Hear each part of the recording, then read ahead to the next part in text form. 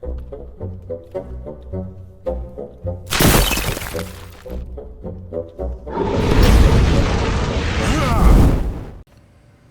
everybody, it's me, Riff Raff Hornhelm, and I'm back again with another presentation from the Dwarven Vault.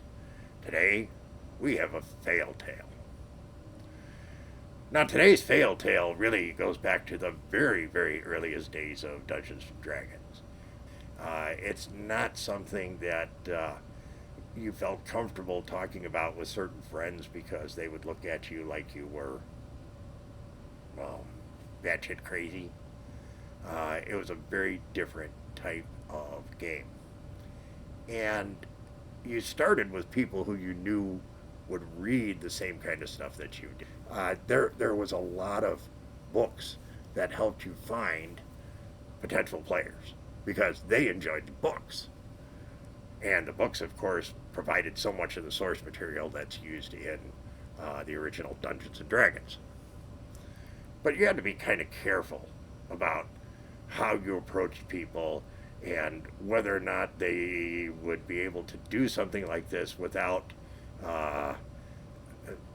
laughing at you or making jokes in front of your other friends and, stuff like that. So in the early days, and this is really even before the Satanic Panic, that just made things worse, you were very careful who you spoke to.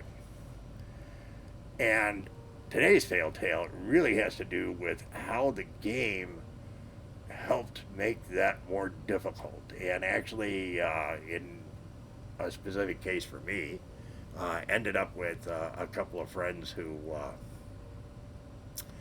were good potential players but couldn't overcome certain aspects of the game. Mainly how stupid the names were for some of the monsters. There's a lengthy list of names that were, let's just say, uninspiring. And I had a couple friends who I had carefully vetted and made sure that, yeah, I think this will work for them, and we played. And they did fine.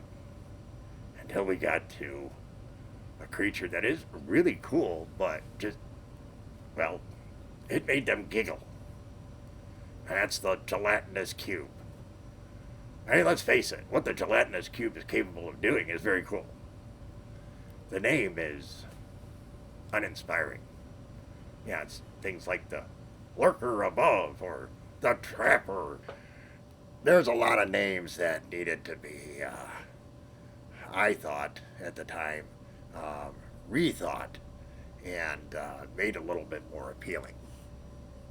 Well, when these two characters played in the dungeon and ran into the gelatinous cube, they just couldn't stop making jokes about, killer jello and the jelly from another dimension, and they laughed about how it was, perfectly square because, of course, that was the mapping paper we had available back then. How convenient.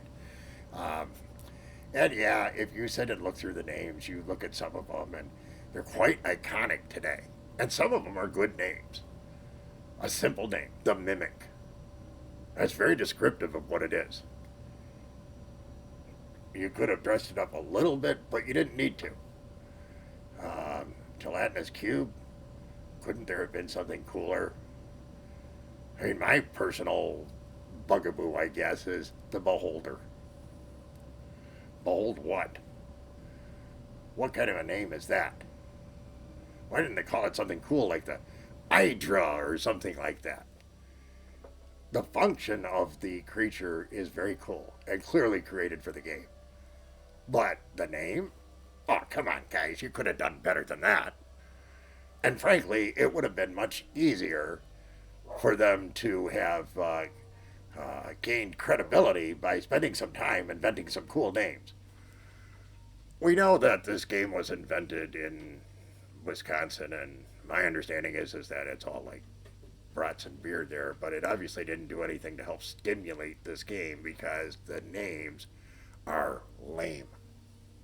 Not all of them, but most of the add-on creatures in there are just uninspiring.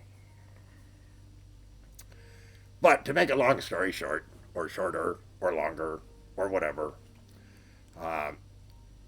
the result of this encounter for them was is they decided that the game was a little bit too much for them, that it was just too silly.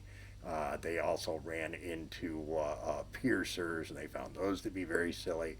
Um, and even to this day, when I run across at least one of the individuals, they said, "Hey, how's life going with the killer jelly?" Um, it's unfortunate.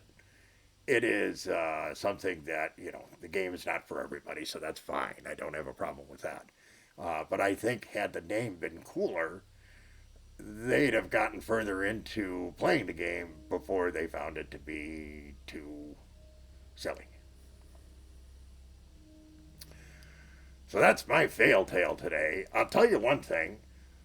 Think about this one, because I can tell you that there will be a contest in the future, near future. Well, I hope near future. We're still working out some of the legal bits on this channel in order to readdress this issue and perhaps come up with some better solutions. We'll keep you posted on that part, that's for sure. In the meantime, we hope you found today's tale interesting, entertaining, amusing, all that kind of good stuff. If you did, please be so kind to leave us a like. Consider subscribing if you haven't. Share with your friends. Leave a comment. But most of all, come back and see us again real soon. Thank you so much for your kind support. Take care, everyone, and remember, dwarves rock!